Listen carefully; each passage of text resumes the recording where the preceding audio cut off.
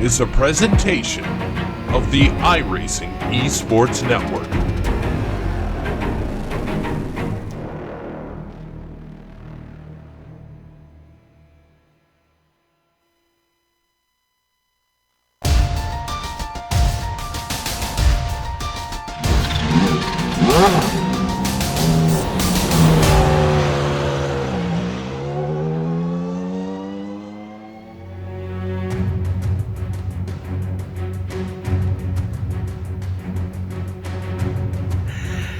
These days, Formula One cars are a highly complex combination of electronics and batteries and GPS systems, cell phones, driver aids, you name it, they have them. They're lightning fast, but many say they're easier than ever to maneuver at the breakneck speeds they perform at. One iRacing series, though, out to remind you that not so long ago, the best in the world truly did reside in the premier form of motorsport, pushing the limit lap after lap, without any of those nonsense gimmicks.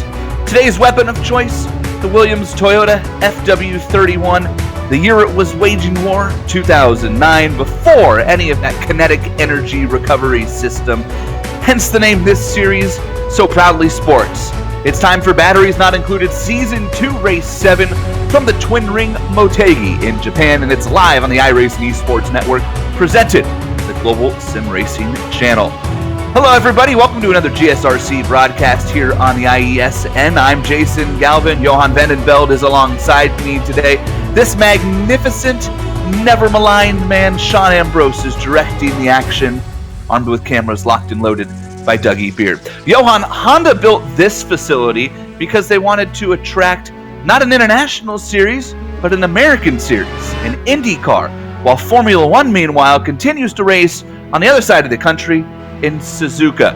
So what makes this track so unique for the Formula One cars?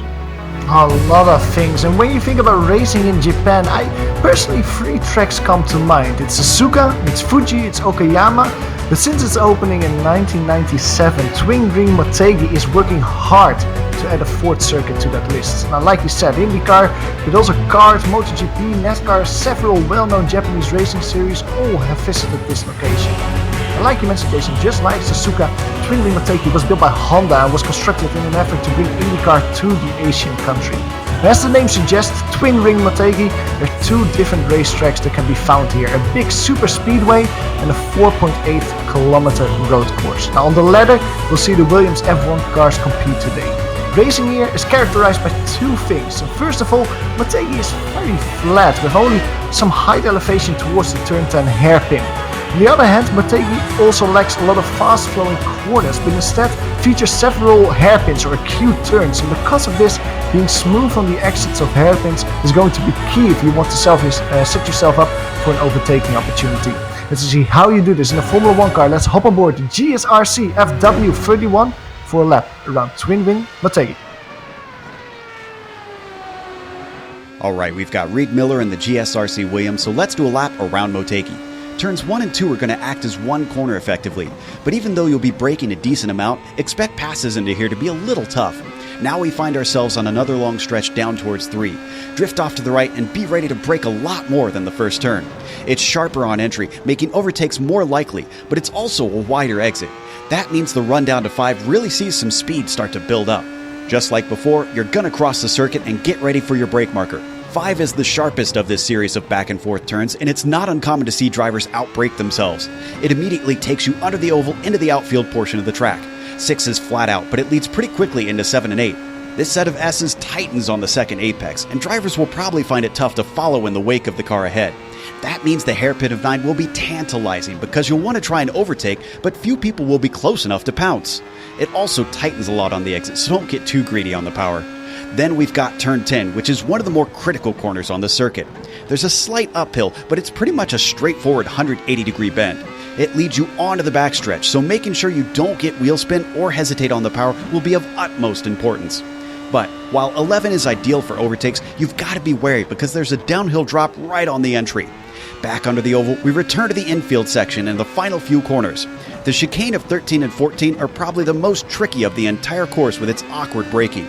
Mistakes could set up a drag race to the finish line, but hopefully you've now finished a lap around Motegi.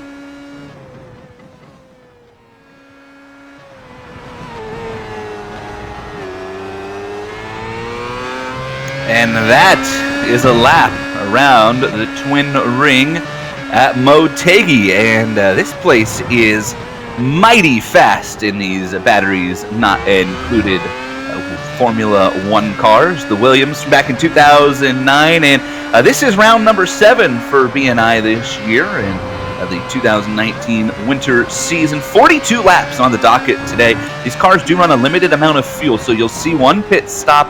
There's no incident cap, and unique to this series, they do use the official iRacing points. So, number of cars, strength of schedule, all matter when it comes to scoring points in the championship hunt. And that is mighty important because we have quite a championship battle on our hands right now in this series. And it starts up there at the top with Thomas Ziegler. Clayton McLeod is just 9 points back, though, in second. And of key interest there in that 4th position, Mark Usher. The Brit has raced in just 3 events this year, Johan, but he's won all 3 of them, including the last 2 rounds for this series at Circuit Gilles Villeneuve and at Barber. Diverse tracks, so Usher knows he has some speed here as well, Johan.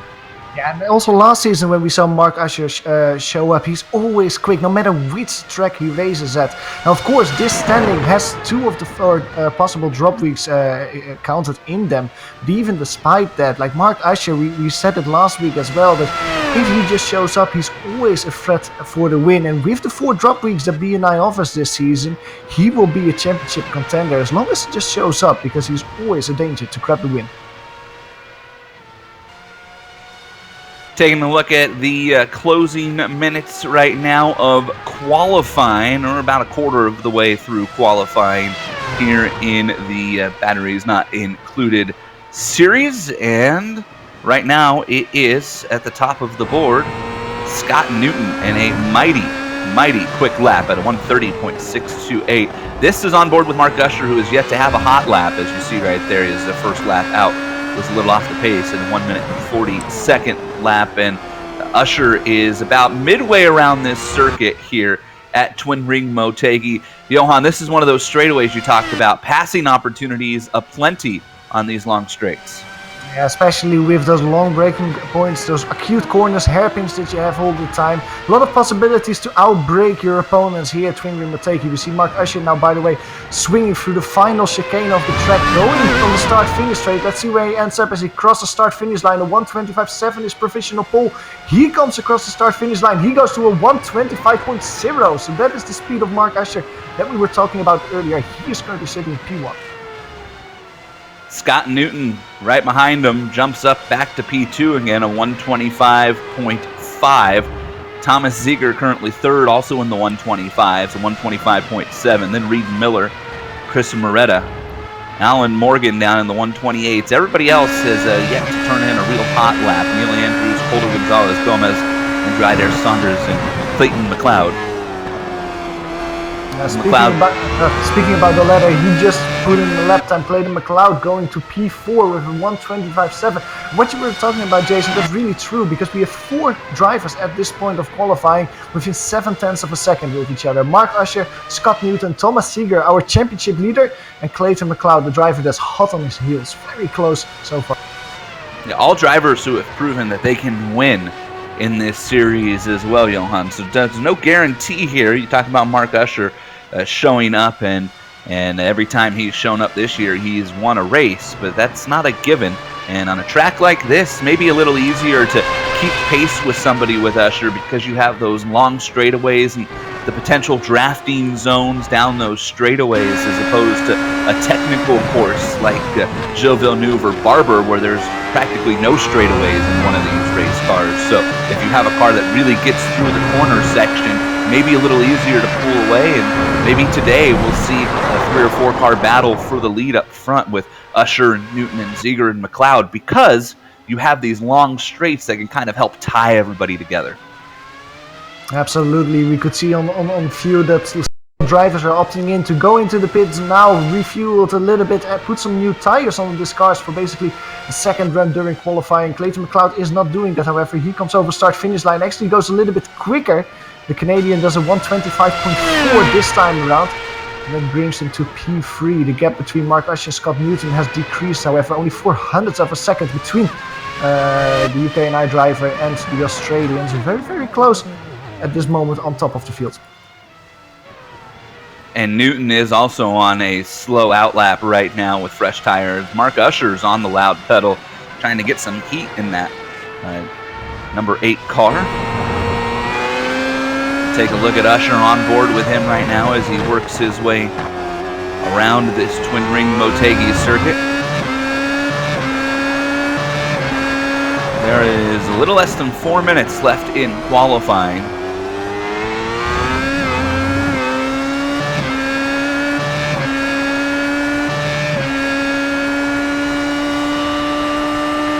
Usher working his way right now through the downhill straight. To the right, under the bridge. Pit entrance is just off to the right-hand side right there. Through the final chicane and back on to the main straight. And so Usher will start a timed lap. He'll be able to knock off 2 more here, barring any incidents. And we've seen these cars get quicker as the fuel burns off and the tires get some. Chris Moretta is right behind Usher, maybe trying to take advantage of a tow. And of important note maybe here is Scott Newton is behind Moretta, so Newton might actually be able to get a tow off of Moretta, who he's much quicker than, and maybe increase his speed on one of these laps.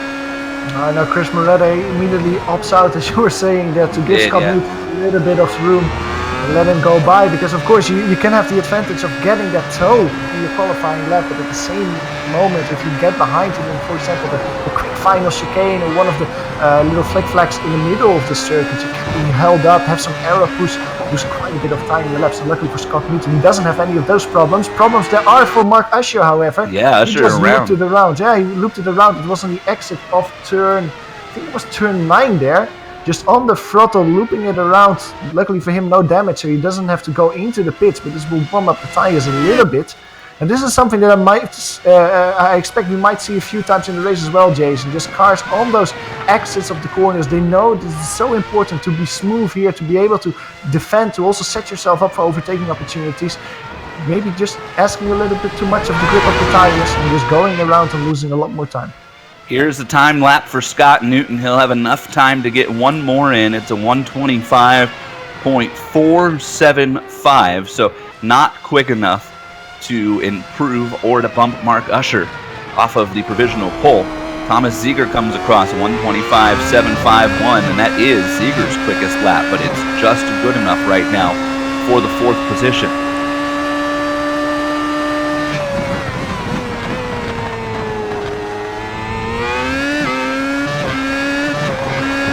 Of course, you're watching this race today on the iRacing Esports Network, Global Sim Racing channel, a proud partner of the iRacing Esports Network. Don't forget to subscribe at youtube.com/iRacing Esports Network. You can do it by clicking that little subscribe button there on the middle of your screen. So many great things have come out of the IESN. We're so proud to be a partner with them here at GSRC. Plenty more action coming up on IESN today as well. Stay tuned. Have a great Saturday of sim racing here as we're on board with Mark Usher. Scott Newton, it's important to note, he pulled in after that last lap and reset, so he is not going to get another hot lap on the books. He is out there turning a lap right now, but it will not count towards a qualifying time. Well, luckily, he's trying to get over the line before the timer runs out. He has around 25 seconds left to finish this lap and see if he can do one more lap. Mark Usher goes over start-finish line. At the moment, he doesn't improve his lap time. Well, he does slightly improve it, 0.02 of a second. 0.02 of a second. Well, I think it's sure to say that Mark Usher is really on the limit now. 8 more seconds. I don't think Scott Newton can get another lap, and he flings it around the final chicane. 3 more seconds. He goes over the line. Oh, this is really, really near the touch. I think that Scott Newton is just out and just misses his last chance on the qualifying lap.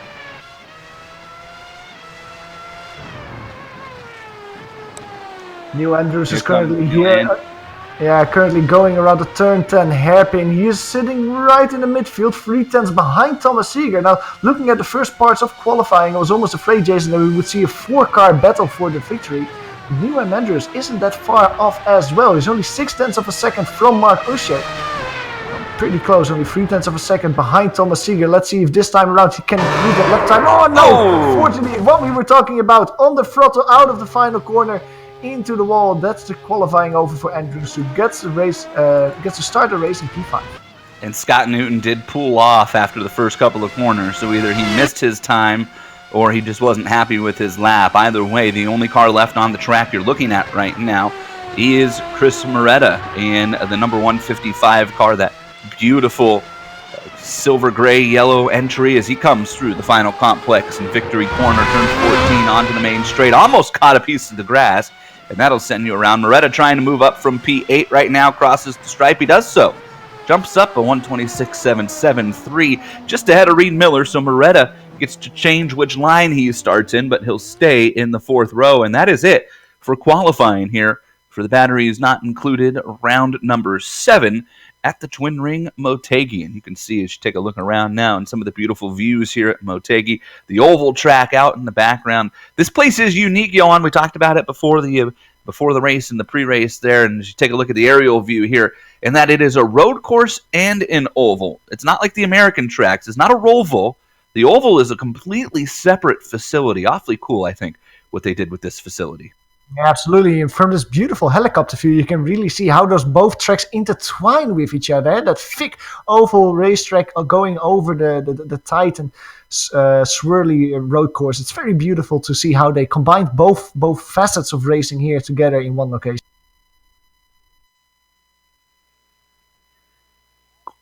Qualifying is complete, and here comes the cars on the grid for round number 7. Batteries not included series at Twin Ring Motegi for 42 laps, and Mark Usher will start up front at 125.051. Scott Newton at a 125.099 will start in the second position. Clayton McLeod at a 125.128. Thomas Seeger at a 125.315 in row 2. Row 3 is Neil Andrews, 125.660, and Colo Gonzalez Gomez at a 126.558. Chris Moretta in row 4, 126.773, and Reed Miller, 126.792. Will start in the 8th position. Alan Morgan at a 128.639, and Andrew Adair Saunders at a 129.722. Just 10 cars, a small grid for the batteries not included series here, taking the green today at Twin Ring Motegi. How important is the start here, Johan? Extremely important. We saw it early in the season as well, with cars just going off the line, running out of grip and spinning it around immediately. Let's hope that doesn't happen this time around, when the drivers are, of course, driving on this very slippery Japanese asphalt.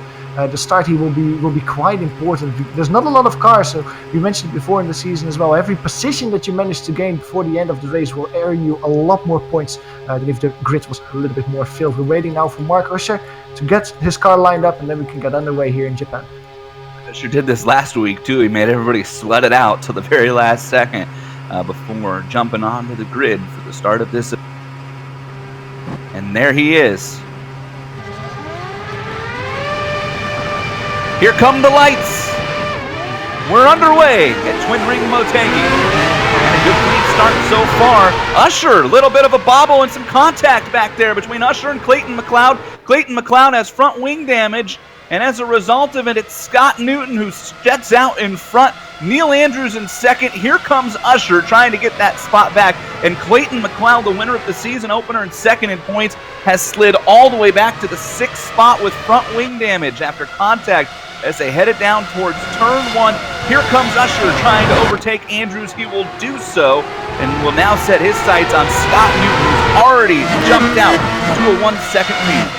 What an incredible start it was, with several drivers having great starts. I think we can give Coldo Gonzalez Gomez and Neil Andrews the nickname of cannons, because the way they started this race was incredible. At the same time, Clayton McLeod almost seemed like to put the handbrake on the car when it started, because he couldn't just get his car going. He's currently driving with a little bit of damage in P6. A little bit of a split now with the top 5 drivers close together. Then it's a gap to Clayton McLeod with 4 drivers in close contention. Andrew Adair Saunders is driving around alone behind them in 10th position. They come down the hill for the first time into turn number 11. They call it the 90-degree corner for a reason. Under the bridge, 12 and 13, and into Victory Corner, the final turn. So we saw in qualifying that might also be named Defeat Corner by the end of this race. Easy to make mistakes there, and Clayton McLeod has peeled in, I believe. Clayton McLeod coming to pit road to get it fixed. But heartbreak for the championship contender. Came into this race just behind Thomas Ziegler in a battle for the championship, and you can see the left front wing is crinkled, and the front of that car will come up, and his pit crew goes to work to replace that front wing as we go back now to a battle for the 4th position. Polo Gonzalez Gomez and Thomas Ziegler, the championship leader, right behind him. Both drivers have won 2 positions so far since the start of the race. Polo Gonzalez is not as close as he wanted to try and move, but look at Thomas Ziegler behind him. That's the championship leader. The DS driver is putting Calder under quite a bit of pressure. Thomas Ziegler was one of the other drivers who just had a horrible start, lost 2 positions, gained one immediately with the pit stop off Clayton McLeod there, but he's putting pressure on Calder Gonzalez in front of him. Going through the turn 10 hairpin now as we speak. It seems like the duo is closing on the new Andrews as well in front of him.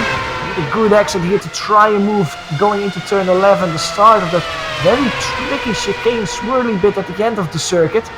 And a bit too far to try and move in. You can see all 3 cars kind of missing the apex there. You can see that Clayton McLeod doing that as well last time around. I thought that was because of some of the front wing damage he was suffering with, but it almost seems like maybe it's the weather or something that causes D drivers to miss the apex there every time. Still very close, but also the battle for the lead is heating up, with Mark Usher closing down the gap to Scott Newton. Back to the front we go, and Usher has filled up the mirrors of Newton as they head now into the infield complex of this track, and through turns 3 and 4, and they'll head down now towards the right-hander in 5. And then they'll go under the oval track here and exit the facility. Now on the outskirts of the oval into turn 6 in the S-curves and 7 and 8. One of the fastest sections of this track. Now down towards turn 9. One of the most technically challenging corners in Japanese racing is turn 9 here, as it's a full-on V, and then you got to get on the throttle and barrel down towards 10 in the hairpin curve. They'll come up the hill and then down the hill, and this is a good passing opportunity for Usher if he gets a run. You can see Scott Newton there just completely missing the apex, going very wide. So luckily for him, he had enough momentum to keep in front of the car there, sliding as well there through turn 11, and this will give Mark Usher an opportunity side by side through the wiggle escape. Mark Usher has to take avoidance maneuvers, loops it around. Let's see where Neil Henderson says he gets past. 3 cars getting past, so Mark Usher, he seemed to be the quickest driver there. He's relegated to P5. And I was just going to say, as he was scrolling through there, we're going to take another look at it. Gotta have patience, Johan. You gotta know where you're at on the track. And that last complex, 12, 13, 14, is not the area to try to go too wide.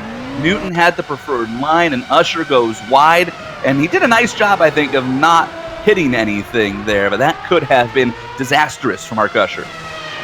It almost seems like Mark Usher was trying to make an overtake at the moment on Thomas Ziegler. Going into turn 4, side by side they're going to turn 4. Yeah, that's easy pictures from Mark Usher, especially with the speed he's showing. He gets by there, tries to claw back a little bit forward to the grid, but like I wanted to say, the battle's not over yet. Thomas Ziegler getting a little few there. It almost seems like Mark Usher just got scared of Scott Newton still being there when he steered in. He tried to steer in, saw Scott Newton being there, and then tried to lock it up and steer the other way around. Luckily for him, he didn't get any damage, but like you say, Jason, it might have been better. Well, hindsight is 2020 to wait a little bit there and wait for a better opportunity. For example, coming on this straight. However, he did have enough opportunity. Scott Newton made a mistake, so I can also understand trying at this point of the race to just make that overtaking move stick. Battle for second, and it's going to be a 3-car battle here by the time they get to the front straight. Neil Andrews and Gonzalez Gomez goes around as he locks it up through the final complex in turns 13 and 14. And so move Usher up another spot. He picks up 2 on that lap to Just a little bit too much speed over Gonzalez Gomez. We go to a replay of the incident here. Just look how his car is behaving in the middle of the corner. He takes too much speed, scraps off too little before turn in. Just the rear tires lock up because of that, and he gets for a little tour through the gravel there. Luckily for Cole, though, he doesn't get any damage. He only loses a little bit of positions, a little bit of time as well. He's now driving around the P5. Being closely challenged as well by Reed Miller. Reed Miller isn't that far away from him. Who is there? Andrew Adair Sanders gets looped around. That is in the double hairpin of turn 2 and turn 3. Who gets by him? That's Alan Morgan, who was driving a P9, now is driving a P8.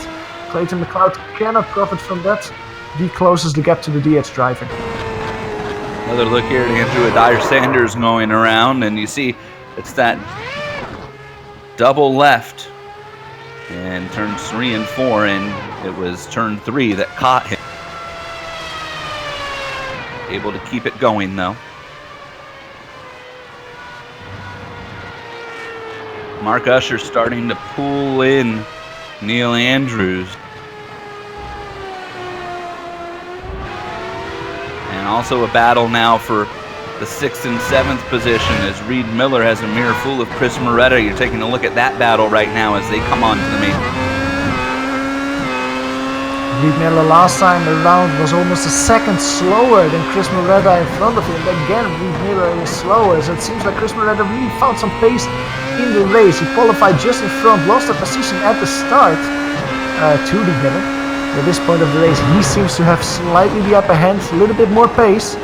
He's closing the gap now, very close for the turn 2, turn 3 double left-hander there, where we saw Andrew spin last time around. And the car in front of them is the car of Calder Gonzalez Gomez. He's driving away slightly a little bit, of course, with the pace that we saw Calder have early in the race. That's not surprising.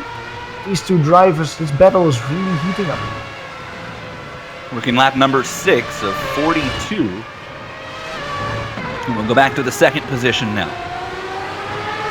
Mark Usher has caught Neil Andrews. And I mean caught Neil Andrews, and he pops out to take a look, and it'll be Usher going back to the 2nd position around Andrews as they come on to the downhill. And you see a couple of times, Johan, I'll just point out real quick, the DRS sign at the start of these big long straightaways, those signs are just there on this track. Remember, these cars do not have any DRS, no KERS system. This is purely on the driver. Absolutely no gimmicks here, and that was completely a textbook from Mark Usher, the way he passed Neil Andrews there for the P2 position. Now Mark Usher is completely in empty air with Scott Newton in front of him. Let's see how quick Mark Usher can go in this empty air. The gap, or the speed gap between him and Scott Newton in qualifying was barely there, only 400ths of a second. Let's see how big the difference is in race pace. The gap over start finish this time around was 3.3 seconds. Mark Usher has to find a little bit more speed to try and close down the gap to Scott Newton. And they were the two quickest cars on the track last time around. Johan Newton ran a 126.95. Usher went 126.92. So that's not going to be enough. Now, important to note, Usher also made a pass on that lap. But Newton seems to have certainly found some comfort and pace here and been able to click off laps. Although you wonder if he looks up at his relative or in his mirrors and sees that big purple car of Usher and maybe starts to put the pressure on himself to find even more pace. Talking about pressure, Thomas Seeger, our P4 driver, just went off. He went for a very long turn in the gravel. This happened going into turn 7, turn 8. He tried to brake on the gravel. That meant that he had to go for a little trap for the Japanese countryside there. He came out just behind Chris Moretta, as you can see there in P7. So that's 3 positions lost for our championship leader, who was in a really good position with Clayton McLeod having his problems early in the race. We go to a replay of the incident, and just we see already there the aftermath. But you can see that with the right side tires of that car, he was on the gravel when he tried to brake, and that meant that he had to go through the gravel. There's a lot of gravel built up there in turns 3 and 4 already. That's the entrance to turn 3 on the right-hand side. I've noticed that as cars have come through, they're starting to kick up the dirt and gravel, and so you got to wonder now, drivers need to start paying attention to that and adjusting their entry in turn 3. Maybe give up a little bit to stay off of all the junk that has come out onto the rumble strips there. As Seeger now rolls around in the 7th spot. Clayton McLeod, his championship rival, is still back there in 10th. So right now, a positive day for Seeger, but You gotta imagine he was a lot happier up there in the 4th spot than he will be back at 7th. Still a lot of time.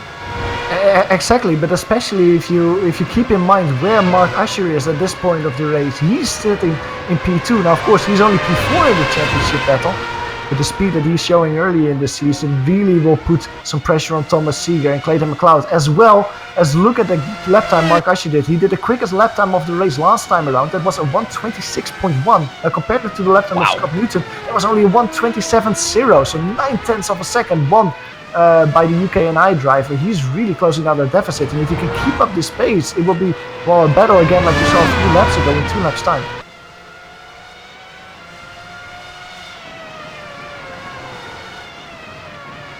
Come across again, and boy, Scott Newton, he got the memo that time, picks it up, runs his quickest lap at a 1:26.6. Usher still went quicker, 1:26.6. At that pace, we're going to have ourselves a beautiful battle for the lead here in about 10 laps. The pressure is certainly on Scott Newton at this point.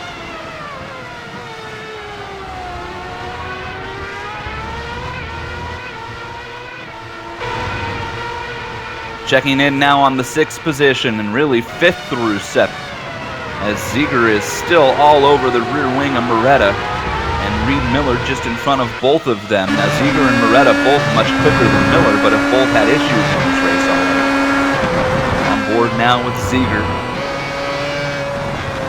one of the more lively liveries in this series, to say the least. Absolutely there, going there for the turn 9 hairpin this time around. Seems like it's a little bit too far through the infield section. You of course have a couple of very fast corners, turn 7 and 8. It's difficult to follow your competitors closely there in these cars that rely so much on downforce. Through the hairpin you can close down the gap with 1-2 car lengths towards Moretti there. It's a good momentum, a good braking zone here to close down the gap even more. He does so, look at that. Quite a gap deficit immediately made by Thomas Seeger there to swing through the final chicane. And this is probably one of the best opportunities that he will have on the track to try and overtake Luke. But you could see that very, very loose there. And Thomas Seeger just has to hold that hard work for nothing. He has to make it up one more time. Boy, that was an excellent save too, because if you go around there, and we saw it in qualifying, right, Johan? If you go around coming out of the final corner, you are almost guaranteed to find yourself into the pit wall, and that will end you. Absolutely. Like, Motegi is also maybe characterized by having incredible amounts of grass, of gravel runoff. That final quarter, like you said, if you spin it around, it's almost certain that you will hit one of the walls around the track. We don't have to go to it with Clayton McLeod. We could see him make a pit stop early in the race. He's trying to find his way forward. He's currently driving P8. Went by Alan Morgan last time around. Went by Andrew Adair Sanders as well a few laps before that. So the Canadian is slowly making his way forward. And if you look at it position-wise, he's directly behind Thomas Seeger, his championship rival. Take another look here at the McLeod's pass around Alan Morgan. This moved the championship contender up into the 8th. And again, it happens on one of the long straightaways as they barrel down towards turn 9.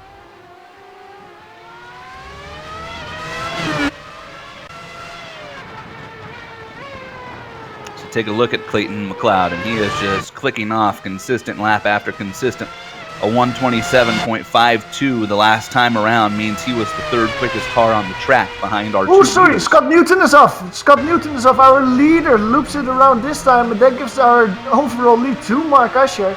This happened in the combination of turn 2 and turn 3. He went a little bit too wide, just under the pressure of Mark Usher. Last time around, Mark Usher once again won 1.1 seconds, so Scott Newton could see him get closer and closer.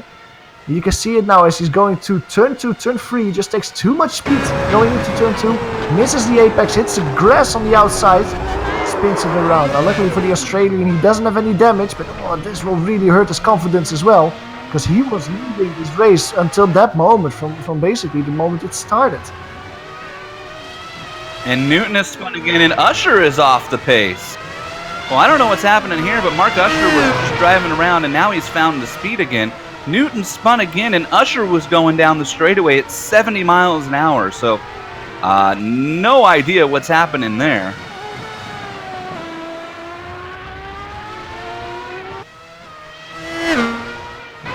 Usher, I'm looking at it, and Usher, he just appears to just slow down. Almost like he was maybe waiting for Scott Newton after seeing Newton spin, and then Newton spun a second time, and Usher said, never mind. That's the only thing I can think of, Johan. I mean, that's a really good possibility there. What happened? Maybe he had some hardware problems as well. The thing that matters in the end is that Scott Newton loses 2 positions. He's now driving behind New Andrews and Colder Gonzalez Gomez, who found his way back to a podium position. Now, especially New Andrews has just been so consistent this race. He's really impressing me. He started the race in P5, now driving around in P2. Only 2.1 seconds behind Mark Usher going over the start-finish line last time around.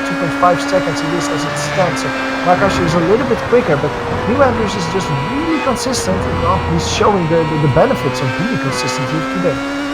Leighton McLeod has broken into the 1 minute and 26 second lap range, by the way. The last 2 times Sewell McLeod has been in the 126s. The only other car to turn a lap in this race in the 126s are Usher and Newton, the 2 leaders so far. So McLeod has certainly found plenty of pace as he tries to reel in Thomas Ziegler, but that battle way back there, not only for the championship, but for 7th and 8th, is still a 17-second gap, it looks like, between the 2 of them. So a long ways to go before McLeod can see another car. As we go to a battle now for the 5th position, and this is Reed Miller holding off Chris Moretta and Thomas Ziegler, who has been right behind these 2 for about 5 laps now, Johan, and been unable to make a move despite being the quicker of the cars. He's quicker, he's just not quick enough. Exactly, and what you just mentioned with the lap times of Clayton McLeod, the gap between the 2 drivers is around a little bit less than 20 seconds, but per lap the Canadian is winning over a second, almost 1.5 seconds on Thomas Ziegler at this point of the race. The Diaz driver just cannot find his way past Moretta and Miller. And I'm almost thinking, with 13 laps done in the race, what is Thomas Ziegler thinking? Because he needs to maybe find something strategy-wise to get past these drivers, because Moretta and Miller are killing his pace, and he's actually in danger of just being reeled in by Clayton McLeod. Championship-wise, that is not what he wants to do as driver. He really needs to find a way past so he can drive his own pace again and really consolidate the championship lead that he has at this moment.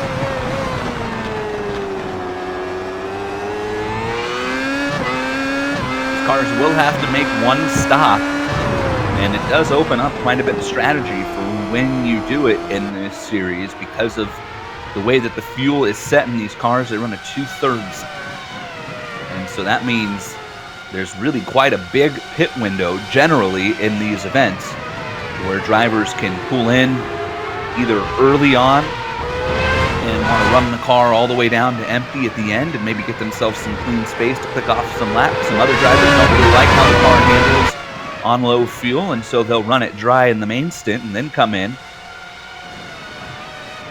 Also, of course, shorten your pit time the longer that you stay out. Thomas Ziegler is looking feisty though. For basically the last lap, he has been prodding all he can on Chris Moretta, trying to make the car in front of him. UK and I drive a little bit nervous. Thomas Ziegler looks quick, but like we were mentioning, Jason, he just cannot find a way past. Coming out of turn 3 here, look at the gap between them. That's like 5, 6, 7 car lengths between the 2. Now under braking, he completely closes that gap, Thomas Ziegler, but he cannot find a way to get his car side by side and actually finish the move. He's just all look, but not really actually doing it at this point for Thomas.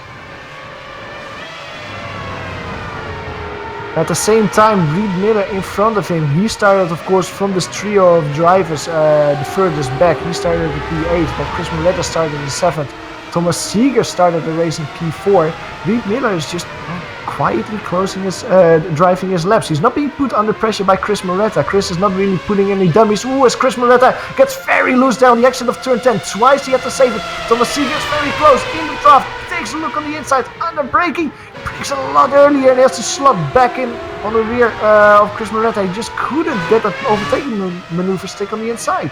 I felt like that was the chance right there. Johan Ziegler really had an opportunity to make a move, and Moretta almost goes around as they come out of the final corner. And this could again set up Ziegler for a big run down into 1, but he's not close. He's very close now. I'm looking at the tire, the track temperature at the moment is 39 degrees Celsius. That's actually a few degrees down compared to qualifying. So it's not that the track is suddenly heating up quite a bit and making it extra slippery. Chris Moretta is just really struggling with his tires, the grip level that they're currently offering his Williams car. And that's really giving Thomas Seeger a chance to try and overtake maneuver. Once again, going through turn 4 here. Thomas Seeger is very close, but he cannot make it stick. Reed Miller in front of them is kind of extending the gap. I don't think it has been this big in the last few laps that I've been looking at this pair. Thomas Seeger is putting Chris under pressure, and you can see him there wiggle once again through turn 8. It doesn't seem like he's very happy with the balance of his car. Meanwhile, Scott Newton up a spot back into third while we've been watching this battle. So he got around Coldo Gonzalez Gomez, and Newton now, after making quick work of Gonzalez Gomez, is just checking out.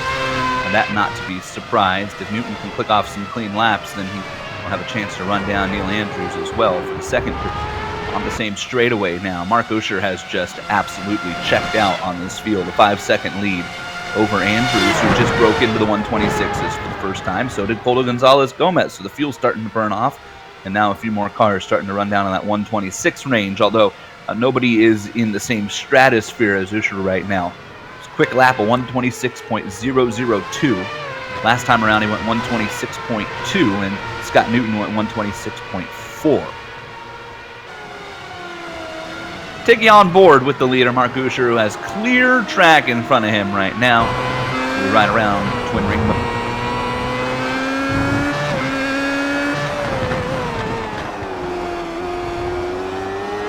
This section of the track where Mark Usher is going through is such an enjoyable section of the track as well. Those fast flowing corner combination of 5, 6, 7, 8 and the high braking for 9. I really enjoy that part. You can really just feel how good the downforce is on this Williams Formula 1 car, how fast you can throw it into the corners. Just feel its stick and grip on the track. It's really enjoy to drive around here. Like you said, it's really a no man's land. The car in front of him is Andrew Adair Sanders, where he's around half a circuit length in front of him. It will be a while before Matt Usher will encounter some of the lap traffic.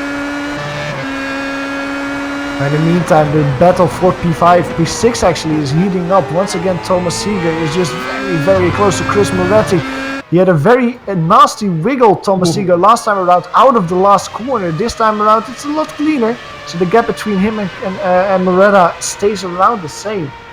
And Thomas Seeger just cannot find a way past Jason. I'm almost sounding like a broken record now at this point, but it is true, because every time he gets close, and once he gets close, he just doesn't have the final oomph to put his car side by side. Well, in the meantime, Reed Miller is just enjoying this battle because he is uncontested to P5. I was just going to say, I'm most impressed, I think, with Reed Miller and the way that he has run in this race.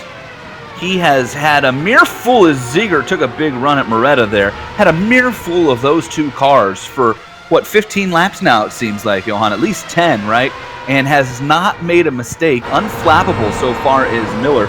Meanwhile, Seeger has tried everything he can, and now you can see maybe getting a bit frustrated with Moretta and his inability to get around him, and he's starting to poke his nose in at different points where you would maybe not do it. I don't think necessarily looking to make a pass, but maybe hoping to throw Moretta off. And Moretta running a very defensive line into the corners, and it's keeping Seeger from getting a big run too, because Seeger is much better than these two cars on corner entry. But when Moretta goes and shuts the door on corner entry, Seeger can't drive it in as far. And he's not getting that run out of the corner either. As we come through the final section, Seeger tried to make a move through here last time and almost went around, as we'll see what he does this time. Well, that car is awfully light on the backside as Thomas Seeger comes down the main straight, and he once again won't be close enough to make a move. In fact, Moretta going to pop out on Miller.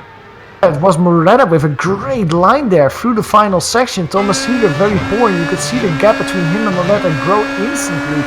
But like you were saying, Jason, you're absolutely right. Under braking, Thomas Seeger is far superior than the other two drivers. But on exit, he just cannot floor it down as well or as smoothly as the drivers in front can. And that's really what you need on this track, though. The braking is important, but once he gets really close there to the rear of Moretta, going on throttle, that's where you make the difference. That's how you set yourself up for an overtaking opportunity. It's just not working for the DH driver. The gap between Thomas Seeger and Clayton McLeod, we were talking about it has shrunk to 24 seconds. So it has basically decreased 5 seconds until the last time we talked it about 8 laps ago. It's not quick enough for Clayton McLeod to close down the gap to Thomas Seeger before the end of the race, but it will put him more and more under pressure. And Thomas Seeger knows if I make one mistake or if I spin one time, my championship rival will pass me and will finish in front of me. Moretta with a big run on Miller here. He'll pop out, battle for the 5th position. Miller with a late braking, does a great job, and boy, Moretta got awfully loose. And Ziegler now will have a chance to poke his nose in and won't be able to make anything happen yet as they come back onto the main straight. Moretta, another big bobble, and the drag race down into turn 1 again. We'll see who wins it. Boy, Moretta pops out inside of Miller, and they'll go 2 wide through turns 1. And it's Moretta who comes out for now as they head down towards 3 and 4. Can Miller drive it back in? He'll try, and Ziegler to the outside. 2 wide through here. Look at Thomas Seeger couldn't get by there, but he's still right behind Reed Miller though. Taking a look at the inside of turn 4. This time around, Thomas Seeger puts it side by side. Stays there side by side. Reed Miller is on the outside. He might have a little bit more momentum, but doesn't if he puts the throttle down like that. Thomas Seeger gets by him, but Reed Miller delegated 2 positions in a few corners. He's currently sitting in P7. Let's see now how quick Chris Moretta is in free air, and if he's actually able to keep Thomas Seeger behind him as he was doing until that point of the race. how frustrated is Ziegler. He gets around somebody, but it's not Moretta. He's still stuck behind that yellow and gray car of Chris Moretta. Does get that spot on Reed Miller, and there's no question Miller has been holding these 2 up. Ultra impressive and consistent drive out of Reed Miller, but finally Moretta and Ziegler both push the pace and are able to get around as you look at them come through the final complex here. And Ziegler really closes the gap through there. Just so much speed for Ziegler in the slower sections, and gets a nice run as they head down towards turn 1. He's not close enough to make a move, but he is right back in Moretta's mirrors. And the thing for Moretta that he has to watch out for now is that he doesn't have a car in front of him at this point of the race. It actually might be a little bit difficult for him because we saw him get incredibly loose a lot of times when he was behind Reed Miller, when he was held back a little bit. Now he's driving his own pace as Thomas Seeger. Oh, very naughty there. Puts his nose in, almost parks Chris Moretta a little bit outside there, away from the racing line. Well done for Chris Moretta to just not give up there, not give the position and just stay in front of him. That could have ended very badly, especially for Thomas Seeger, who basically gambled with his front wing there. Into the V corner they go. Oh, Moretta around! And this is what I wanted to say. Chris Moretta, once he was alone, now he tries to drive his own pace, but he was already loose when he was a little bit slower. This time around, on that quicker pace, he couldn't hold his car. He looped it halfway around and lost 2 positions in the process. Another look. This is turn 9. They call it the V corner. It comes through 7 and 8 in the S curves here. And this corner is so difficult because you got to swing it wide, and then it's got a late apex for the straightaway. And if you don't hit it right or you get back on the throttle too quick, that will happen. And Moretta, with the half spin, got very lucky that he didn't end up in the Armco. And Chris Moretta on pit road. Comes to pit road. He says, I've had enough of the light fuel. The tires are heated up. Let's bring it in and come to the service of our crew. So Chris Moretta is the first driver to make a pit stop. Car goes up on the jacks. Down it goes. Moretta in and out. Good pit stop for Chris Moretta there. 9.1 seconds. So we'll pop back up now to the 2nd position. Yeah, it's Scott Newton. It's Scott Newton following New Andrews very, very closely. The Australians basically cut down the deficit to New Andrews in front of him the last few laps. It was around 5 seconds when he got by Colton Gonzalo Gomez. Well, this time around it's a lot less than 5 seconds, so basically nose to tail. And we saw already another car just come in. It was Alan Morgan. Scott Newton is the next one coming in for his pit stop. He just comes in. He opts out to basically make his pit stop now. Get some free air after that. See if he can pass New Andrews strategy-wise.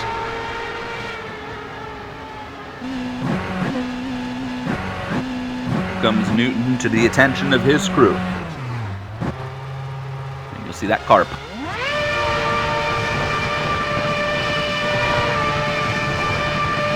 And a quick stop for Scott Newton, 8.3 seconds.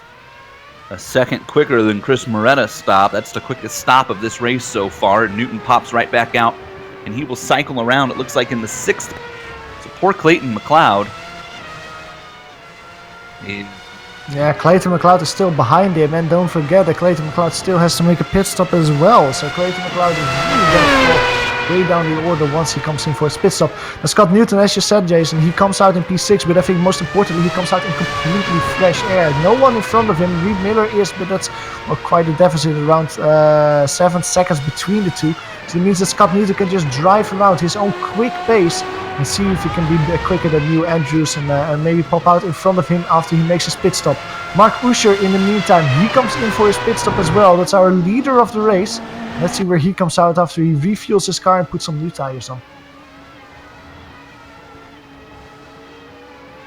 Usher got himself down into the 125s late in that stint. A 125.8 is the quickest lap of the race. He did it the last time around and then said, all right, let's put some fresh rubber on this thing and fill it up. And we do have a car around. That's Alan Morgan. Morgan running in 10th. Usher down and out. 9.7 on the stop for Usher, so Newton will gain a second and a half on pit road. And Usher comes out in a precarious spot with Morgan going wide again. Reed Miller there as well. Yeah, this is great news for Mark Usher. Not only did he manage to beat Alan Morgan off pit road, he also managed to beat Reed Miller off pit road. So just like Scott Newton, Mark Usher has quite a lot of free air in front of him. He's chasing Thomas Seeger now. Around 3 seconds between the pair, but he has a little bit of free air, so he can drive his own pace, get his own quick lap times, and of course get used to that heavy fuel car. 4 cars have pit, 6 still need to do so, including your current leader. This is Neil Andrews, and you're taking a look at him as he goes up the hill and now down the hill in the longest straightaway here at Twin Ring Motegi. Andrews last time around a 126.95. It was tied for his quickest lap of the race. Will he pop in here? No, he will not. He'll take another lap. So Andrews enjoying that fresh air out in front and enjoying leading some laps right now. Started in the 5th position. And currently your leader, and as you can see, as he comes all the way down into turn 1, there is nobody around as Coldo Gonzalez Gomez pops into pit road from the 2nd position. Just a little bit more about Andrews. He is consistent, incredibly consistent. Last 2 times around, 126.9, before that 127.0. He's really feeling the flow, and of course the fact that he's driving all alone is helping that. Thomas Seeger, Coldo, they're both in the pits at the moment. You can see Coldo just getting underway. Thomas Seeger just coming to a halt. Reed Miller also in. Scott Newton goes around Gonzalez, and Clayton McLeod comes out right behind Coldo. But again, Clayton still needs to pit a second time after getting that front wing damage at the start of the race. He has never recovered from. Well, he pops out, though, and he's going to go around Coldo. So putting a little bit of pressure on Gonzalez Gomez here, who now wants to maybe pop back on Clayton McLeod. One of the championship contenders has to now defend his position. We'll see if McLeod pops into pit road this time around.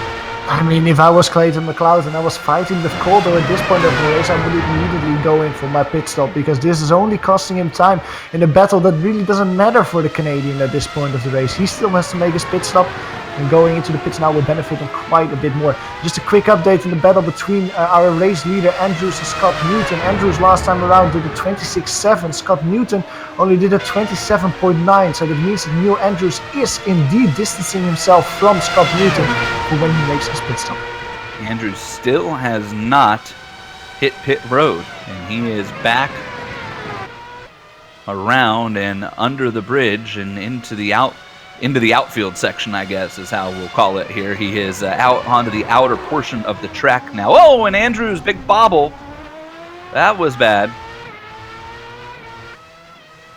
Yeah, that really warms up the tires. That also loses him all those turns that he won the last few times around. I wouldn't be surprised if Andrews comes in to visit this pit crew this time around. Let's see, because Scott Newton last time around had to find a way past some lap traffic in the form of Alan Morgan. Because of that, the Australian only did a 28.2. Now, in comparison, that's 1.5 seconds slower than Neil Andrews. I don't think that bubble hurt Neil Andrews as much as it might have appeared on first hand. If he comes in the pits now, he might come out ahead just in front of Scott. That car is really skating those. We watched Andrews there go through the S curves and then the V corner, and now he comes through the final section. If he pops into the pits, this will be when it happens, and he will not. Took another lap for Neil Andrews, who is really running it dry right now and taking advantage of maybe having that fresh air and those quicker times and trying to click off laps and stay ahead of Scott Newton.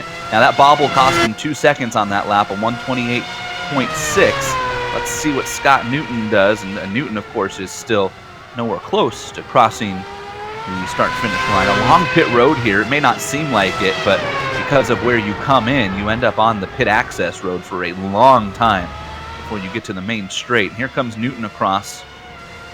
And that time around, 127.6. You're right, Johan, didn't hurt Andrews as much as we might have thought because Newton was still battling through some lap traffic. Mark Usher, meanwhile, ran a 127.0, and once Neil Andrews pits, Usher's going to be plenty clear and out in front of this race. So the battle right now is really...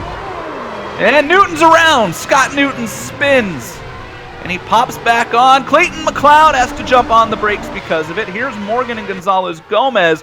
What a mess this is. 4 wide almost. 4 wide. Now let's see who it is. It is Alan Morgan, lap traffic in the orange car. Clayton McLeod on the outside of Calder Gonzalez. This is, of course, for precision. P3, P4, P5. Oh, that's so Spa memories there. Santa being overtaken. It happened now with Alan Morgan.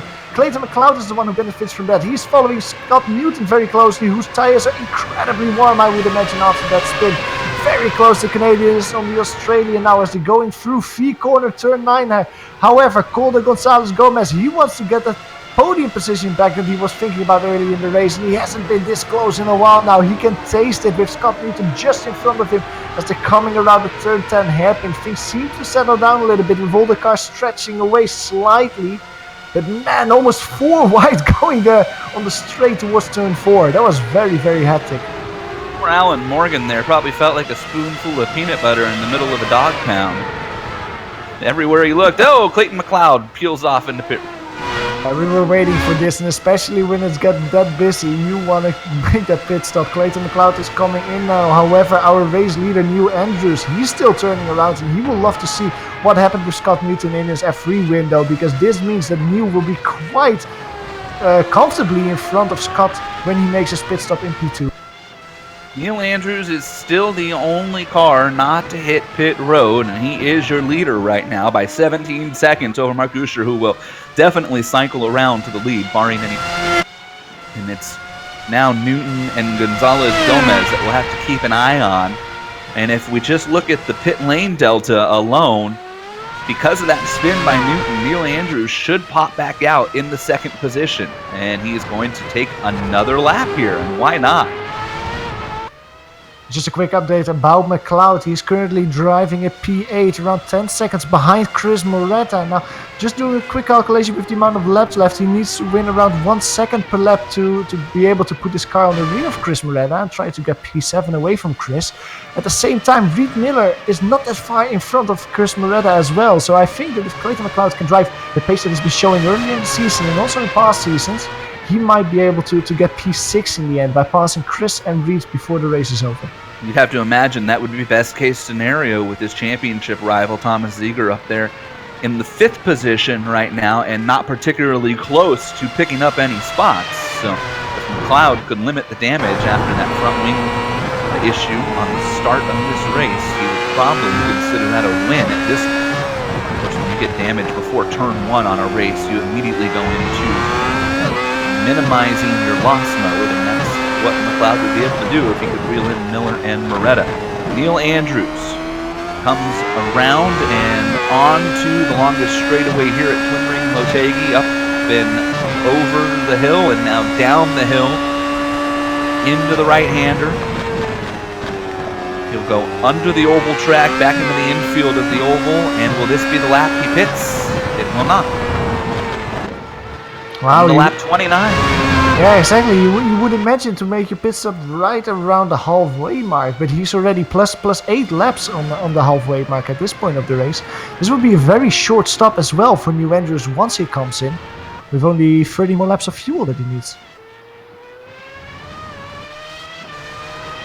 Is Usher battle for second? Not really a battle, I should say. Usher just cruising in second right now. And he will, once again, easily cycle around to the lead once Neil Andrews pits.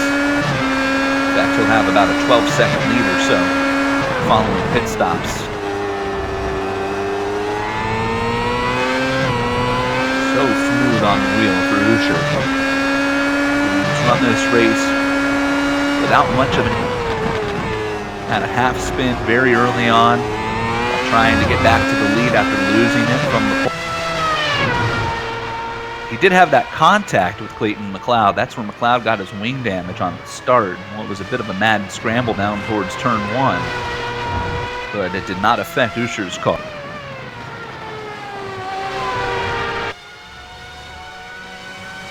Andrews again. Into the right, into the final section. Nope. And again, Still going out with lap 30 in the books now, or starting lap 30, he's still opting to stay out and continue his run there. Now one battle that's heating up a little bit is the battle for P3 at this point of the race. Scott Newton and Calder Gonzalez Gomez, they're actually, well, they're not nose to tail at this point of the race, Jason, but they're around 1 second separated away from each other. And this is mostly because Scott Newton can not follow the pace of Calder at the last few laps. Last time around, Calder was around 0.3 of a second quicker. It seems like the Iberian driver just maybe not as consistent as Scott Newton, but outright pace, especially in the second stint of the race, Calder can just really put out some fires out there. Scott Newton has had plenty of issues in this event. 23 incidents for Alan Morgan has 18, Calder Gonzalez Gomez has 11, and nobody else is in double figures. So you gotta imagine that Newton will look back at this event at the end of it and think to himself, if he could have just kept that car pointed straight a little more, maybe that would have been. As you say that, Calder Gonzalez, there we caught it on screen, almost losing it there on the apex of turn 3. Just getting the car very, very slidey. The grip just almost gave up there. Loses a lot of time in that battle with Scott Newton. Neil Andrews stays out again. Wow. Maybe he's just going to run it to the end. Is there something we don't know? I mean, it almost feels like that, yeah, with the way that so confidently he's been staying out there. It's that hybrid powered FW31. And let's actually see where he will come out. We've seen pit stops around 30 seconds earlier in this race. So that means that if he makes his pit stop now, he will be around 13 seconds behind Mark Usher, but also comfortably 7 seconds in front of Scott Newton. So Neil Andrews is just really on his way to get a beautiful podium here. Ooh, as one of the cars goes around, it's Scott Newton. Well, it doesn't go around, but has a very horrible trip through the last corner there. That's 100% a corner cut penalty. He is extremely lucky to spin in the first part of that chicane and not in the second part, because then he would have had a tank slapper into the wall. Boy, take a look at this again. Well, you are sure right. Scott Newton, that could have been catastrophe for Newton. Here's another look at it as Newton comes into that final section. And this is coming down the hill into turn 11 and under the oval track, and look at this. That is not the line that you want to take through the final section.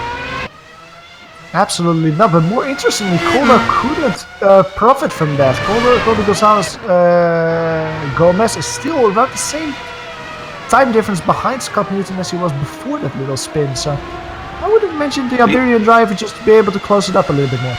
Leader on pit road, Neil Andrews on lap 31 will bring it in.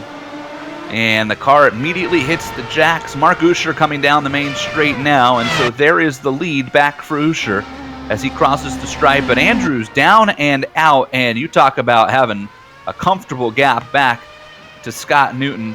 Newton not even onto the main straight. So Neil Andrews played that perfect by running consistent laps. He got all the way down to a 126.18 on his last full lap before hitting pit road, and he has comfortably secured himself the second position if he can just come back out and click off 10 clean laps here. Doesn't even need to keep up the pace he was on. He just needs to run 10 clean laps. He has a 15-second gap back to Newton and Gonzalez Gomez right now. Beautifully played by Neil Andrews. Now Mark Usher has to be looking up because Andrews was so quick on low fuel. Usher cannot afford to make a mistake here. His lead is just 7 seconds, so one spin or off track and Neil Andrews would recapture the lead. This is really just exceptional strategy, Johan.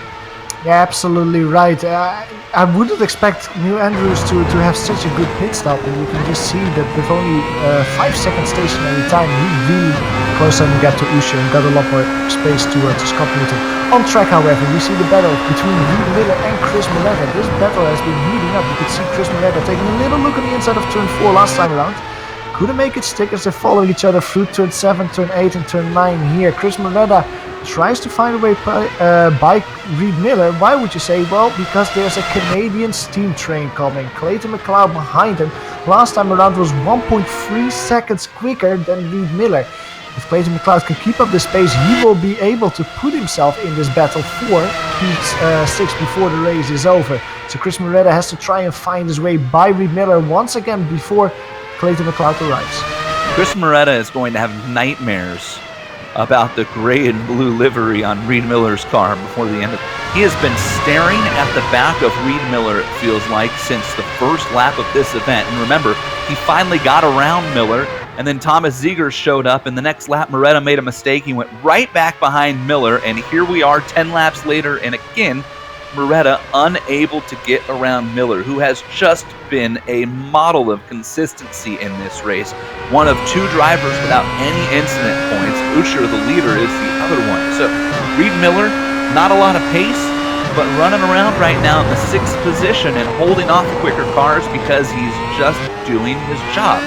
Turning clean laps, lap after lap, and you see Moretta is much quicker, but he keeps trying to find a spot to get around, and every time he gets close, the car seems to bobble a little bit and falls back. And Clayton McLeod, meanwhile, nearly 2 seconds quicker last time around, has closed in to the point where he will now be on the same straight as these 2 cars when they get around to the backside of this course and turn number 10 in the downhill straight, which is where they are now. So they come up over the hill, and here comes McLeod up over the hill as well. So Clayton McLeod now finally has something to set his sights on, as he's run this entire race practically by himself, just trying to make up time from that incident on the start. As Miller and Moretta come on to the final straightaway, and you see here comes McLeod through the last section as well onto the main pit straight. Moretta popped out on Reed Miller, could not make it work, as you see there heading into turn number 1.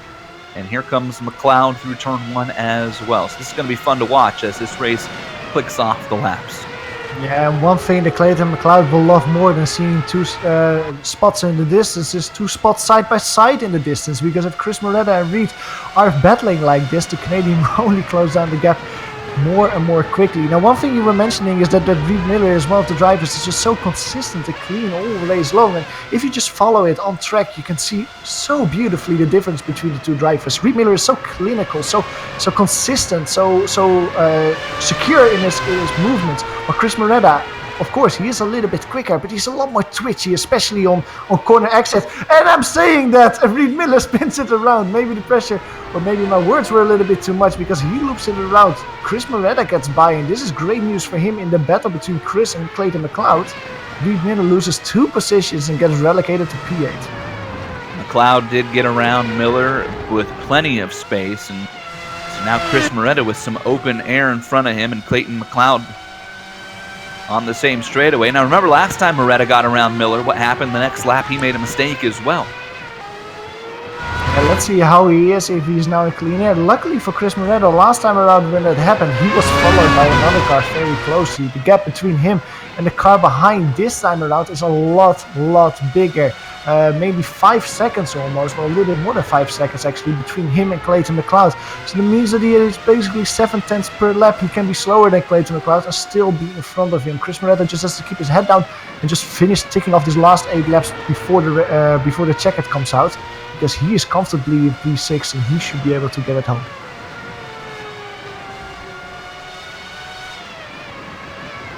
No changes up front. Mark Usher is just continuing to click off consistent lap by consistent lap, although Neely was the quickest car on the track last time around and has closed the gap to 4.5 seconds as they come across the main straight. Working now lap number 36 out of 42.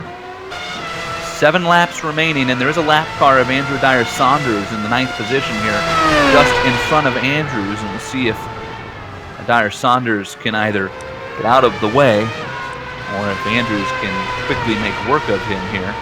This is not the best section to perhaps try to make a pass in.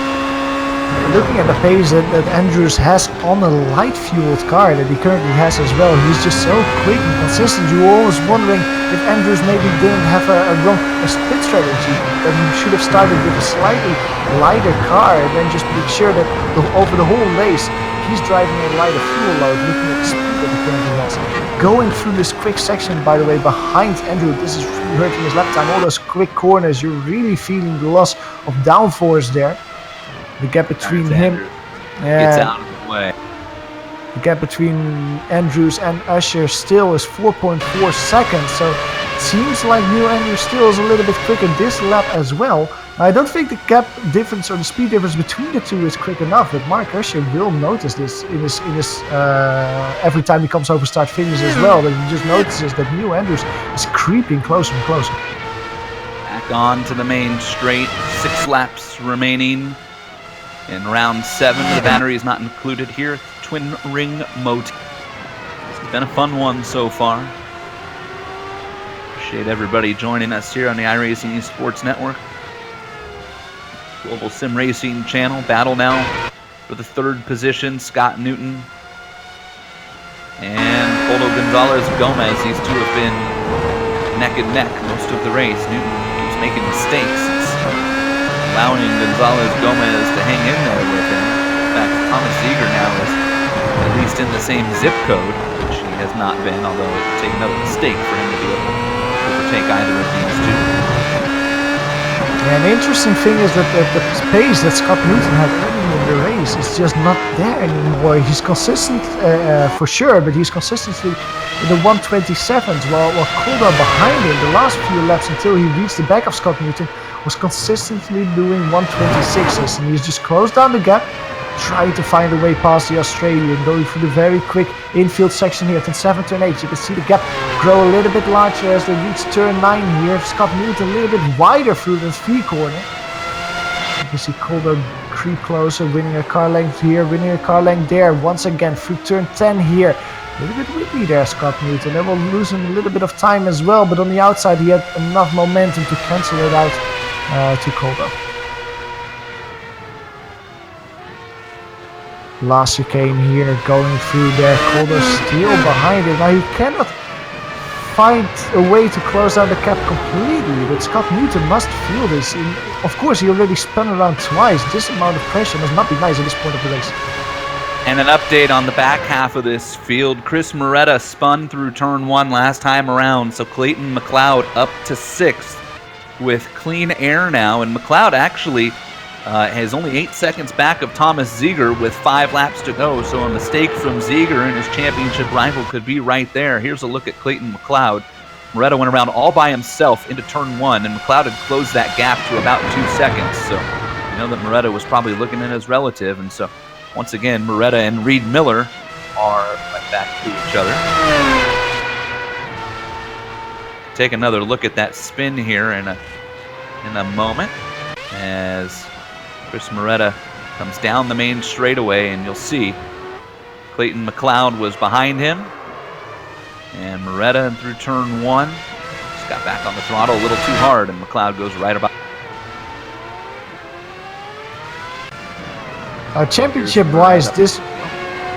So yeah, Moretta is now being put under pressure by Reed Miller. But championship-wise, this is really interesting for Thomas Seeger and Clayton McLeod. Seeger was probably thinking 10 laps ago, like, I'm doing great here. I might finish only P5, but at least Clayton is all the way down in P8. But because of the spins of both Moretta and Miller, Clayton McLeod is now position-wise once again right behind the Diaz driver. So Thomas Seeger once again will just slightly increase the gap between the two in the championship.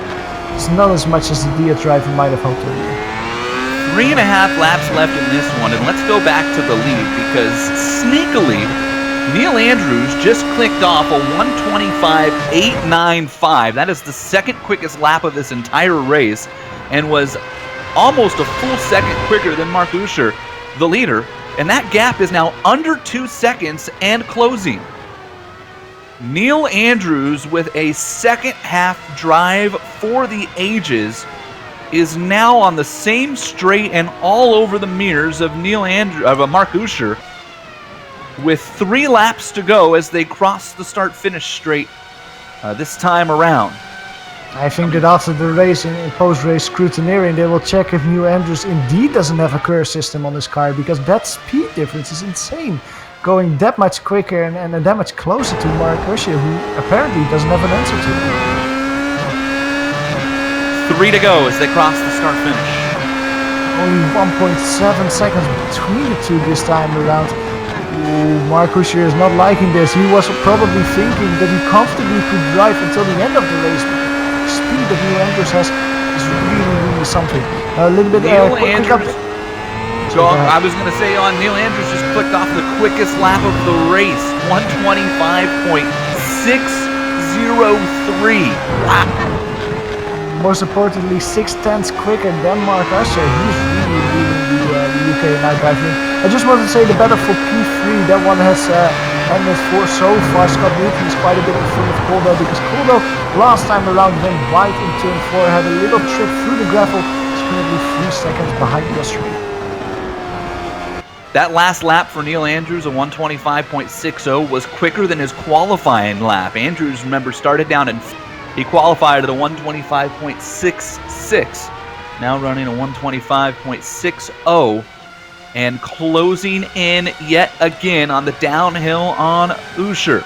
There'll be 2 laps to go once they get through the final section here and onto the main straight, and when they get there, that lead is going to be down to just about 1 second for Mark Usher as Andrews gets back on the throttle, and some lap traffic, and Alan Morgan in 10th place is going to come into play here as well. That time around, Usher 1:26.2, Andrews 1:25.6 once again.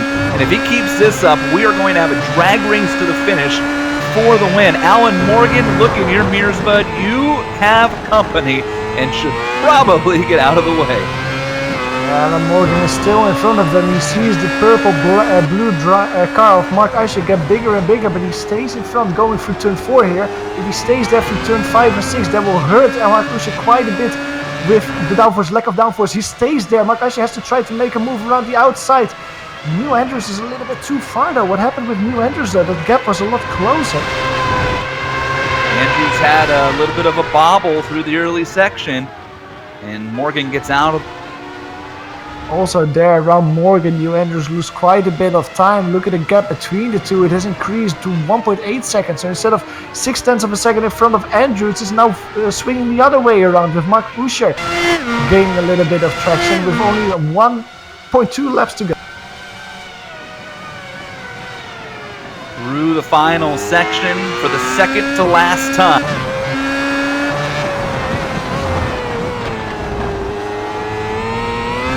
Andrews really flinging that car around. The lead is 1.5, and that time by Usher runs a 1:26.1 to Neil Andrews 1:26.4. So that bobble in turns 1 and 2 really cost Neil Andrews. He's going to need a bit of a miracle to be able to make a move on Usher before the end of the race. White flag, last lap. And he is quicker at this point of the race, Andrews. He is quicker, getting the gap down to 1.4 seconds, but it's not enough to only bring it down to 1.4 seconds here with half a lap left. He needs to be right on the tail of Mark Asher now to try and move into one of the hairpins or maybe the final chicane. At this point of the race, it's a little bit too far. He seems to be very quick through this infield section, though, immediately winning half a second to Mark Asher. Going through the final chicane, final few turn here now. Gap is under 1 second, going towards turn 10, Jason. Boy, this is it right here for Andrews. He's got to get a huge run out of this corner. I'm not sure he's close enough, but they'll head over the hill and down towards turn number 11, the 90-degree corner. Andrews going to have to really sling it in through here. Usher gets through. Andrews as well. Through the final complex, 11, 12, 13, and victory corner is here, and Mark Usher will hang on and win his 4th race of the season, and the battery is not included. Round 7 at Twin Ring Motegi, holding on over Neil Andrews in a thrilling finish between these two, and now we'll have plenty of time to check back in on the 3rd position, and Scott Newton, who is just now coming through the final section of this track and will cross the stripe. Newton, a disappointing 3rd place for the driver who led the early portion of this event.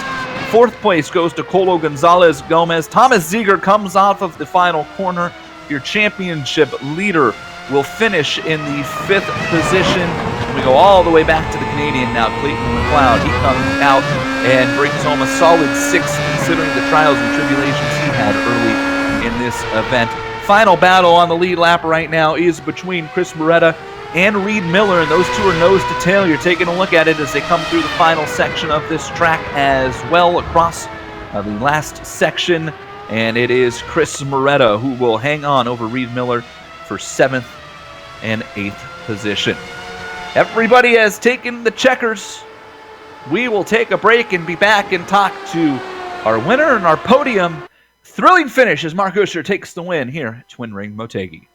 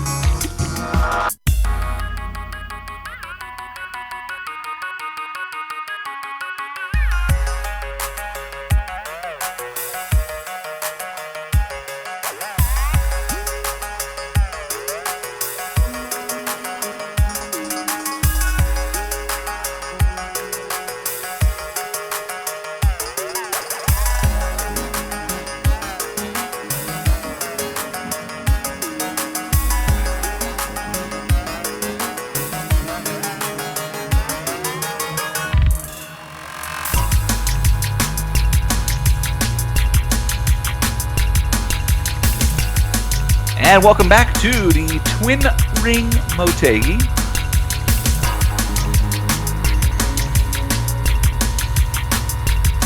As we head back here in the Twin Ring Motegi and take a look at the final results here. Batteries not in. Round number 7 is complete, and the winner for the 4th time this season is Mark Usher, and he hangs on by just over a half a second over a hard-charging Neil Andrews. Scott Newton comes home in the 3rd position. They're able to hang on over Coldo Gonzalez Gomez in 4th. Thomas Ziegler, the championship leader, comes home in P5, and his rival in the championship, Clayton McLeod, comes home in 6th. Chris Moretta finishes 7th, just ahead of Reed Miller, the last car on the lead lap. Andrew Dyer Saunders comes home in the 9th spot, and Alan Morgan rounded out this bit of a small field, 10 cars, 2 laps down in the 10th position. Well, we thought we were going to have ourselves one heck of a finish there, and we sure did.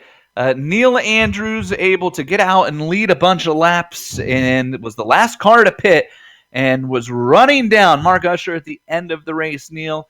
And it looked like maybe you just caught Alan Morgan at the wrong spot, and that was the difference in having a chance to make a move on the last lap. Congratulations on a great run. Was it the lapped car there that kept you from making that final move for the lead?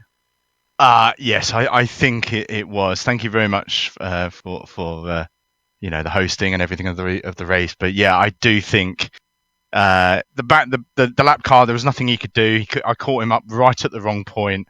But yeah, that was a shame. What a finish, eh? What a finish. What a finish indeed. I tell you, we were sitting there watching you, and we just kept wondering, Neil, we're like, man, at one point I made the joke about you having the hybrid car. I thought you were never going to pit, and you got all the way to lap 32 before you hit pit road, and you came back out and you were 7 seconds back. And I'll be honest, with 10 laps to go and 7 seconds back, we handed the win to Mark Usher. We said, man, what a run for Neil Andrews. Going to finish second. He played it perfect. And we looked up with about 5 laps to go and said, oh, boy, I think we got ourselves a battle for the lead here. Just take us through the pit strategy and how you were able to find so much speed in those last 10 laps.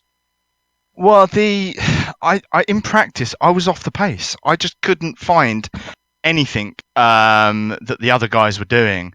And I was like, well, okay, I'm just going to have to sort of see how it goes. I thought, I'm just going to fill the car right up as far as it will go, keep myself out of trouble, and just see what happens, knowing that I'm going to have a light car, sort of get to the end, light car. The tyres were pretty good, and then of course changed fresh tyres on with 10 laps to go, having literally 10 laps of qualifying pace when everybody else is on older tyres. And I think it played out at the start. I don't know what happened to Clayton and Mark. I think Mark had a really bad start. I just had a launch again and managed to make up. I think I qualified 5th and managed to make up into 2nd by turn 1. So that played in my hands. Mark come back at me. I led him through because I was on a different strategy. I knew these guys were probably running on 55 kilos. So I was thinking, I just need to keep my own race. If anybody comes anywhere near me, let them go. And yeah, it worked. And I think just having the tyres at the end just allowed me to make up so much time. I think Mark made a few little errors at the end as well. I think he braked a bit hard into some corners and lost some time. Maybe so, Neil, maybe so, but still quite an impressive run for you. Congratulations on the second place finish today, and good luck next week as you head out and pursue victory at Phillip Island. Always a fun. I like Phillip Island. I'll look forward to that. Congratulations, Neil. Thank you very much, guys. Take care. Neil Andrews finishes in second. He's the only driver that we had pop in here for a post-race interview. So with that, we'll wrap things up here. And Johan, I'll ask you for your final thoughts on what was a thrilling race here at Twin Ring. I mean, my final thoughts is that when the race got underway, I would almost say Mark Usher, Scott Newton, they are getting away. They are the two drivers that we can lock in for the top 2 positions. But in the end, I think Neil Andrews and Colder Gonzalez Gomez as well, they almost sold us a dummy by having such a pace in the latter stages of the race, challenging for P1, challenging for a podium spot. That just shows that it's only over when the checkered flag swings. Like, you really have to make sure that you have to pace until the end of the race. Really, really good fun today. It was certainly a lot of fun, Johan. Thank you very much. And we'd like to thank Clayton McLeod for organizing Batteries Not Included series. You want more iRacing action? Subscribe to the iRacing Esports Network. If you're watching this stream live right now, you can click that little subscribe button right there. If you haven't yet, make sure that you follow along with the iRacing Esports Network and GSRC as well on YouTube. Subscribe to us. Great action coming up here throughout the day. On screen now, you're going to see some of the equipment and software that we use to stream the cyberspace into your place, and the original music that you hear here on the Global Sim Racing channel, brought to you by Eric at Home and June Lalonde. You can see their contact information there if you would like to find out more on some of their great work. Batteries Not Included series returns for round 8. That is next week from the land down under Phillip Island, as we just talked about with Neil Andrews. GSRC via the iRacing Esports Network will be there to bring you all of the action. We certainly hope that you will join us. The IESN broadcast up next will be the Camel Series from right here at the Twin Ring Motegi, and it is coming up in just about 30 minutes noon Eastern. So tune in for that one. Should be a great race. And there are some more GSRC races sliding across your calendar right now. Make sure you follow us on all the social media channels, the Instagram, the Facebook, the Twitter sphere. Head to globalsimracingchannel.com if you want to find out more about GSRC. Finally, on behalf of the entire crew here, Johan, Sean, Dougie, I'm Jason Galvin saying thank you so much for tuning in and spending some of your Saturday morning with us here. Until next time, race hard, race clean, and we'll see you on the track.